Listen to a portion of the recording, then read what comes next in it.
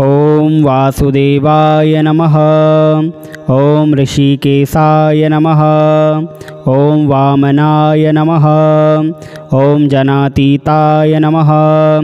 ॐ जनार्दनाय नमः। ॐ हरये नमः। ॐ कृष्णाय नमः। ॐ श्रीवत्साय नमः। ॐ गरुडध्वजाय नमः। ॐ वाराहाय नमः। ॐ पुण्डरीकाक्षाय नमः। ॐ नृसिंहाय नमः। ॐ नरकान्तकाय नमः। ॐ अव्यक्ताय नमः। ॐ शाश्वताय नमः। ॐ विष्णवे नमः। ॐ अनन्ताय नमः। ॐ अजाय नमः। ॐ अव्ययाय नमः। ॐ नारायणाय नमः। ॐ जगदध्यक्षाय नमः। ॐ गोविन्दाय नमः। ॐ कीर्तिभाजनाय नमः। ॐ गोवर्धनधराय नमः। ॐ देवाय नमः। ॐ भूधराय नमः। ॐ भुवनेश्वराय नमः। ॐ वेदवेत्रे नमः। ॐ यज्ञपुरुषाय नमः। ॐ यज्ञेशाय नमः। ॐ यज्ञवाहनाय नमः। ॐ चक्रपाणिने नमः। ॐ गदापाणिने नमः। ॐ शङ्खपाणिने नमः। ॐ नरोत्तमाय नमः। ॐ वैकुण्ठाय नमः। ॐ दुष्टदमनाय नमः। ॐ भूगर्भाय नमः। ॐ पीतवाससे नमः। ॐ त्रिविक्रमाय नमः। ॐ त्रिकालज्ञाय नमः। ॐ त्रिमूर्तये नमः। ॐ नन्दिकेश्वराय नमः। ॐ रामाय नमः। ॐ हयग्रीवाय नमः। ॐ भीमाय नमः। ॐ रौद्राय नमः। ॐ भवोद्भवाय नमः। ॐ श्रीपतये नमः। ॐ श्रीधराय नमः। ॐ श्रीशाय नमः। ॐ मङ्गलाय नमः। ॐ सर्वमङ्गलाय नमः। ॐ दामोदराय नमः। ॐ दमोपेताय नमः। ॐ केशवाय नमः। ॐ केशिसूदनाय नमः। ॐ वरेण्याय नमः। ॐ वरदाय नमः। ॐ माधवाय नमः। ॐ वसुदाय नमः। ॐ हिरण्यरेतसे नमः। ॐ दीप्ताय नमः। ॐ पुराणाय नमः। ॐ पुरुषोत्तमाय नमः। ॐ सकलाय नमः। ॐ निष्कलाय नमः। ॐ शुद्धाय नमः। ॐ निर्गुणाय नमः। ॐ गुणसंस्थिताय नमः। ॐ हिरण्यतनुसंकाशाय नमः। ॐ सूर्यसुतसमप्रभवे नमः। ॐ मेघश्यामाय नमः। ॐ चतुर्बाहवे नमः। ॐ कुशलाय नमः। ॐ कमलेक्षणाय नमः। ॐ ज्योतिरूपाय नमः। ॐ स्वरूपाय नमः। ॐ हरिसंस्थिताय नमः। ॐ ज्ञानकूटस्थाय नमः। ॐ अचलाय नमः। ॐ ज्ञानाय नमः। ॐ परमाय नमः। ॐ प्रभवे नमः। ॐ योगीशाय नमः। ॐ योगनिष्ठाय नमः। ॐ योगिने नमः। ॐ योगरूपिणे नमः। ॐ ईश्वराय नमः। ॐ सर्वभूतसमप्रभाय नमः। ॐ सर्वज्ञाय नमः। ॐ सर्वरूपाय नमः। ॐ सर्वेशाय नमः। ॐ सर्वतोमुखाय नमः। ॐ अच्युताय नमः। ॐ शान्ताकाराय नमः। ॐ भुजगशयनाय नमः। ॐ पद्मनाभाय नमः। ॐ सुरेशाय नमः। ॐ विश्वाधाराय नमः। ॐ गगनसदृशाय नमः। ॐ मेघवर्णाय नमः। ॐ शुभांगाय नमः। ॐ लक्ष्मीकान्ताय नमः। ॐ कमलनयनाय नमः। ॐ योगीहृदयानगम्याय नमः। ॐ भवभयहराय नमः। ॐ सर्वलोकैकनाथाय नमः। ॐ वासुदेवाय नमः। ॐ ऋषिकेशाय नमः। ॐ वामनाय नमः। ॐ जनातीताय नमः। ॐ जनार्दनाय नमः। ॐ हरये नमः। ॐ कृष्णाय नमः। ॐ श्रीवत्साय नमः। ॐ गरुणध्वजाय नमः। ॐ वाराहाय नमः। ॐ पुण्डरीकाक्षाय नमः। ॐ नृसिंहाय नमः। ॐ नरकान्तकाय नमः। ॐ अव्यक्ताय नमः। ॐ शाश्वताय नमः। ॐ विष्णवे नमः। ॐ अनन्ताय नमः। ॐ अजाय नमः। ॐ अव्ययाय नमः। ॐ नारायणाय नमः। ॐ जगदध्यक्षाय नमः। ॐ गोविन्दाय नमः। ॐ कीर्तिभाजनाय नमः। ॐ गोवर्धनधराय नमः। ॐ देवाय नमः। ॐ भूधराय नमः। ॐ भुवनेश्वराय नमः। ॐ वेदवेत्रे नमः। ॐ यज्ञपुरुषाय नमः। ॐ यज्ञेशाय नमः। ॐ यज्ञवाहनाय नमः। ॐ चक्रपाणिने नमः। ॐ गदापाणिने नमः। ॐ शङ्खपाणिने नमः। ॐ नरोत्तमाय नमः। ॐ वैकुण्ठाय नमः। ॐ दुष्टदमनाय नमः। ॐ भूगर्भाय नमः। ॐ पीतवाससे नमः। ॐ त्रिविक्रमाय नमः। ॐ त्रिकालज्ञाय नमः। ॐ त्रिमूर्तये नमः। ॐ नन्दिकेश्वराय नमः। ॐ रामाय नमः। ॐ हयग्रीवाय नमः। ॐ भीमाय नमः। ॐ रौद्राय नमः। ॐ भवोद्भवाय नमः। ॐ श्रीपतये नमः। ॐ श्रीधराय नमः।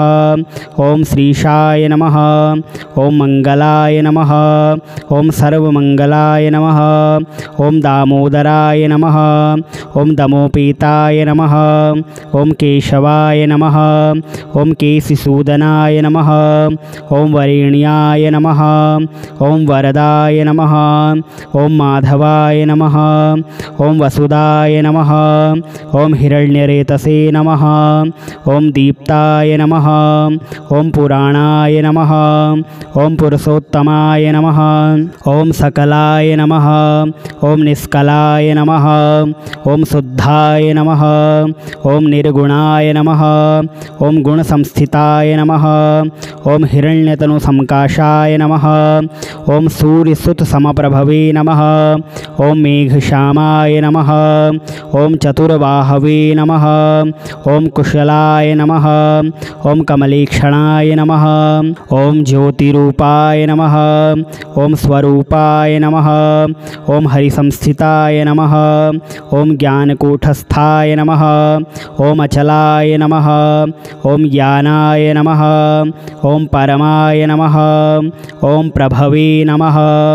ॐ योगीशाय नमः। ॐ योगनिष्ठाय नमः। ॐ योगिने नमः। ॐ योगरूपिणे नमः। ॐ ईश्वराय नमः। ॐ सर्वभूतसमप्रभाय नमः। ॐ सर्वज्ञाय नमः। ॐ सर्वरूपाय नमः। ॐ सर्वेशाय नमः। ॐ सर्वतोमुखाय नमः। ॐ अच्युताय नमः। ॐ शान्ताकाराय नमः। ॐ भुजगशयनाय नमः। ॐ पद्मनाभाय नमः। ॐ सुरेशाय नमः। ॐ विश्वाधाराय नमः। ॐ गगनसदृशाय नमः। ॐ मेघवर्णाय नमः। ॐ शुभांगाय नमः। ॐ लक्ष्मीकान्ताय नमः। ॐ कमलनयनाय नमः। ॐ योगीहृदयानगम्याय नमः। ॐ भवभयहराय नमः। ॐ सर्वलोकैकनाथाय नमः। ॐ वासुदेवाय नमः। ॐ ऋषिकेशाय नमः। ॐ वामनाय नमः। ॐ जनातीताय नमः। ॐ जनार्दनाय नमः। ॐ हरये नमः। ॐ कृष्णाय नमः। ॐ श्रीवत्साय नमः। ॐ गरुणध्वजाय नमः। ॐ वाराहाय नमः। ॐ पुण्डरीकाक्षाय नमः। ॐ नृसिंहाय नमः। ॐ नरकान्तकाय नमः। ॐ अव्यक्ताय नमः। ॐ शाश्वताय नमः। ॐ विष्णवे नमः। ॐ अनन्ताय नमः। ॐ अजाय नमः। ॐ अव्ययाय नमः। ॐ नारायणाय नमः। ॐ जगदध्यक्षाय नमः। ॐ गोविन्दाय नमः। ॐ कीर्तिभाजनाय नमः। ॐ गोवर्धनधराय नमः। ॐ देवाय नमः। ॐ भूधराय नमः।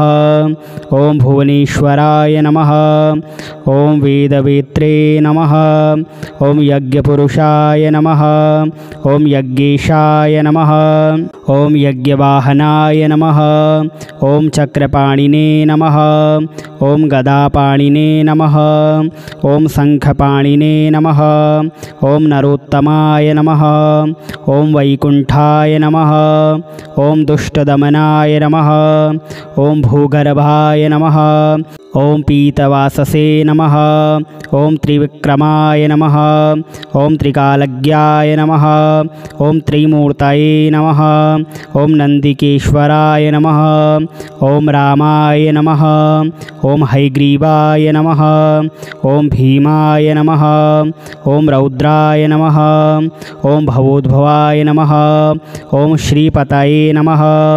ॐ श्रीधराय नमः। ॐ श्रीशाय नमः। ॐ मंगलाय नमः। ॐ सर्वमंगलाय नमः। ॐ दामोदराय नमः। ॐ दमोपेताय नमः। ॐ केशवाय नमः। ॐ केशिसूदनाय नमः। ॐ वरेण्याय नमः। ॐ वरदाय नमः। ॐ माधवाय नमः। ॐ वसुदाय नमः। ॐ हिरण्यरेतसे नमः। ॐ दीप्ताय नमः। ॐ पुराणाय नमः। ॐ पुरुषोत्तमाय नमः। ॐ सकलाय नमः। ॐ निष्कलाय नमः। ॐ शुद्धाय नमः। ॐ निर्गुणाय नमः। ॐ गुणसंस्थिताय नमः। ॐ हिरण्यतनुसंकाशाय नमः। ॐ सूर्यसुतसमप्रभवे नमः। ॐ मेघश्यामाय नमः। ॐ चतुर्बाहवे नमः। ॐ कुशलाय नमः। ॐ कमलेक्षणाय नमः। ॐ ज्योतिरूपाय नमः। ॐ स्वरूपाय नमः। ॐ हरिसंस्थिताय नमः। ॐ ज्ञानकूटस्थाय नमः। ॐ अचलाय नमः। ॐ ज्ञानाय नमः। ॐ परमाय नमः। ॐ प्रभवे नमः। ॐ योगीशाय नमः। ॐ योगनिष्ठाय नमः। ॐ योगिने नमः। ॐ योगरूपिणे नमः। ॐ ईश्वराय नमः। ॐ सर्वभूतसमप्रभाय नमः। ॐ सर्वज्ञाय नमः। ॐ सर्वरूपाय नमः। ॐ सर्वेशाय नमः। ॐ सर्वतोमुखाय नमः। ॐ अच्युताय नमः। ॐ शान्ताकाराय नमः। ॐ भुजगशयनाय नमः। ॐ पद्मनाभाय नमः। ॐ सुरेशाय नमः। ॐ विश्वाधाराय नमः। ॐ गगनसदृशाय नमः। ॐ मेघवर्णाय नमः। ॐ शुभांगाय नमः। ॐ लक्ष्मीकान्ताय नमः। ॐ कमलनयनाय नमः। ॐ योगीहृदयानगम्याय नमः। ॐ भवभयहराय नमः। ॐ सर्वलोकैकनाथाय नमः। ॐ वासुदेवाय नमः। ॐ ऋषिकेशाय नमः। ॐ वामनाय नमः। ॐ जनातीताय नमः। ॐ जनार्दनाय नमः। ॐ हरये नमः। ॐ कृष्णाय नमः। ॐ श्रीवत्साय नमः। ॐ गरुणध्वजाय नमः। ॐ वाराहाय नमः। ॐ पुण्डरीकाक्षाय नमः। ॐ नृसिंहाय नमः। ॐ नरकान्तकाय नमः। ॐ अव्यक्ताय नमः। ॐ शाश्वताय नमः। ॐ विष्णवे नमः। ॐ अनन्ताय नमः। ॐ अजाय नमः।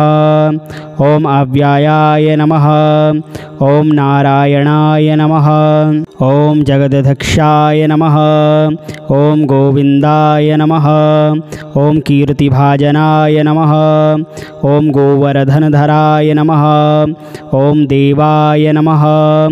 ॐ भूधराय नमः। ॐ भुवनेश्वराय नमः। ॐ वेदवेत्रे नमः। ॐ यज्ञपुरुषाय नमः। ॐ यज्ञेशाय नमः। ॐ यज्ञवाहनाय नमः। ॐ चक्रपाणिने नमः। ॐ गदापाणिने नमः।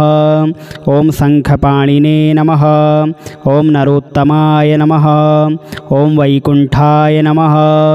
ॐ दुष्टदमनाय नमः। ॐ भूगर्भाय नमः। ॐ पीतवाससे नमः। ॐ त्रिविक्रमाय नमः। ॐ त्रिकालज्ञाय नमः। ॐ त्रिमूर्तये नमः। ॐ नन्दिकेश्वराय नमः। ॐ रामाय नमः। ॐ हयग्रीवाय नमः। ॐ भीमाय नमः। ॐ रौद्राय नमः। ॐ भवोद्भवाय नमः। ॐ श्रीपतये नमः। ॐ श्रीधराय नमः। ॐ श्रीशाय नमः। ॐ मङ्गलाय नमः। ॐ सर्वमङ्गलाय नमः। ॐ दामोदराय नमः। ॐ दमोपेताय नमः। ॐ केशवाय नमः। ॐ केशिसूदनाय नमः। ॐ वरेण्याय नमः। ॐ वरदाय नमः। ॐ माधवाय नमः। ॐ वसुदाय नमः। ॐ हिरण्यरेतसे नमः। ॐ दीप्ताय नमः। ॐ पुराणाय नमः। ॐ पुरुषोत्तमाय नमः। ॐ सकलाय नमः। ॐ निष्कलाय नमः। ॐ शुद्धाय नमः। ॐ निर्गुणाय नमः। ॐ गुणसंस्थिताय नमः। ॐ हिरण्यतनुसंकाशाय नमः। ॐ सूर्यसुतसमप्रभवे नमः। ॐ मेघश्यामाय नमः। ॐ चतुर्बाहवे नमः। ॐ कुशलाय नमः। ॐ कमलेक्षणाय नमः। ॐ ज्योतिरूपाय नमः। ॐ स्वरूपाय नमः। ॐ हरिसंस्थिताय नमः। ॐ ज्ञानकूटस्थाय नमः। ॐ अचलाय नमः। ॐ ज्ञानाय नमः। ॐ परमाय नमः। ॐ प्रभवे नमः। ॐ योगीशाय नमः।